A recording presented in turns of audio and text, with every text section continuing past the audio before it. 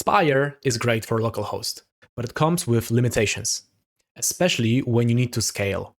Today, I'll show you how to fix that with Kubernetes and Aspirate. So there is no scaling inside Aspire, and due to that, I cannot go from service A, which is going to be one instance, to two instances, and make my system twice as fast, right? There is no control over RAM and CPU, so I cannot, let's say, limit the performance of singular service. For instance, I cannot tell that service B is going to have only 200 megabytes and one virtual CPU or whatnot. Yep, so that's limitation which I cannot bypass. And also Visual Studio closure. And also this is limitation, which is whenever I close Visual Studio, my applications, which is, let's say, service A, B, and C, they are going to close.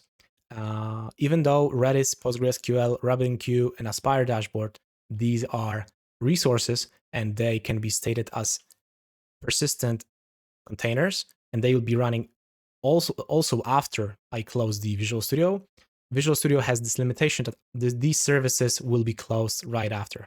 So yeah, that actually holds me back from deploying this and testing this on Aspire environment, on, let's say, Docker environment.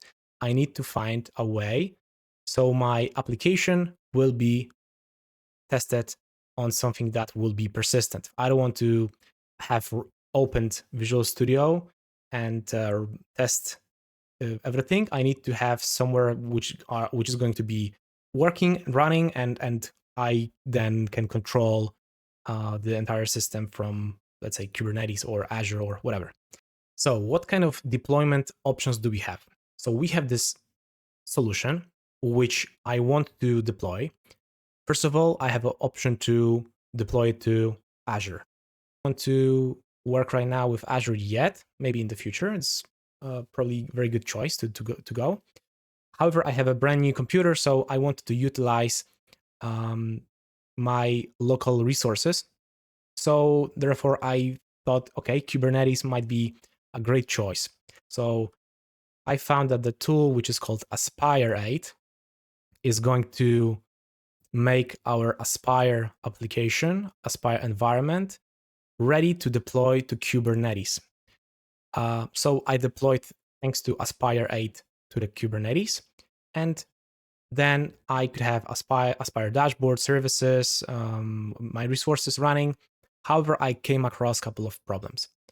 First of all, I found that the identity server is limited on Kubernetes because it requires license, professional or enterprise, and we are using PAR for authorization and authentication, or actually only authorization, and it restricts us from pushing, using this functionality of pushing the authorization request.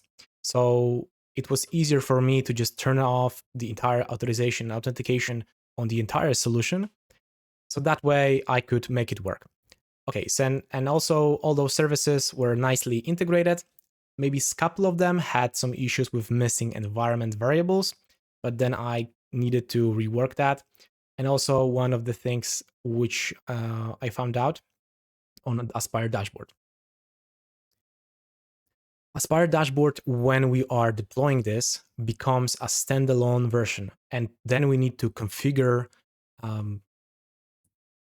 additionally the services which are reporting to the Aspire dashboard to use OTLP secure way to send traces and matrices. Even though if I do this, I still do not have certain functionalities that is available on localhost version of Aspire. So yeah, this is also one finding I could have. But okay, let me show now how to deploy to Kubernetes from Aspire solution.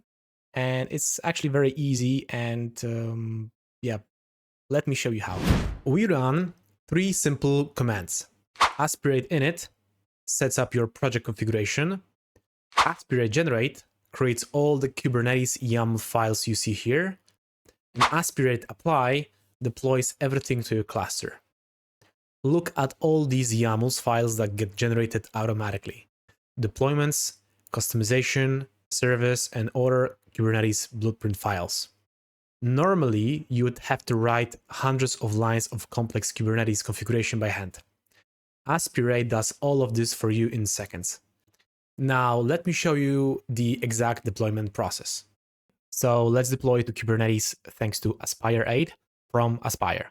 And this is how I did it.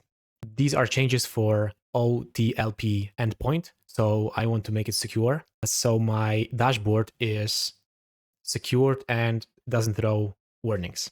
What else? I added a couple of environment variables needed for Kubernetes. I disabled identity service and did reflect the changes to disable identity URL. And let's go through the script I prepared. So first of all, we want to have registry locally.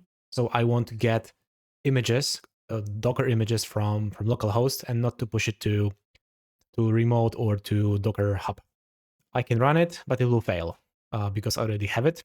Then we install the Aspire 8 tool. Of course, I have it installed, and let's run Aspire init. So we want to create the files. So we see here a couple of things. We see that all the entire configuration has been deleted and recreated. And let's create the Aspire generate. So I'm generating the files which are based on this configuration. Okay, let's wait a second. Okay, and this command should already apply everything. So after kubectl get all, we have here services, and we see here a couple of things. First of all, Aspire dashboard is of type cluster IP, and we could see this on port 18,888, and web app is here and is on cluster IP as well, and this is 8080. But the problem is in this that we don't have external IP, and we need to have the port forwarding. So from the local host, we need to access the Kubernetes network. So we need to have a, let's say, connection. Let's execute this. Let's open the web app, which is on 8081 port, and also 5000, which is Aspire dashboard. Let's see. Let's order something, add to the bug, and let's see if that is working. Let's place the order. We can see it's working, it's clickable, and it's deployed already on Kubernetes. So it's not working on our local host. We can see orders. We can see different data. Let's go to Aspire dashboard. Something went wrong because it's not secure, but it's not a problem because it wouldn't actually show anything extra. We can see logs, we can see traces, and this is already pretty good.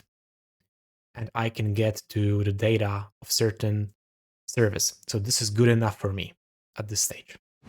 Perfect. Our eShell application now runs on Kubernetes. We can scale services independently, set resource limits, and deploy without Visual Studio dependency. Next episode, we'll stress test the system and identify bottlenecks.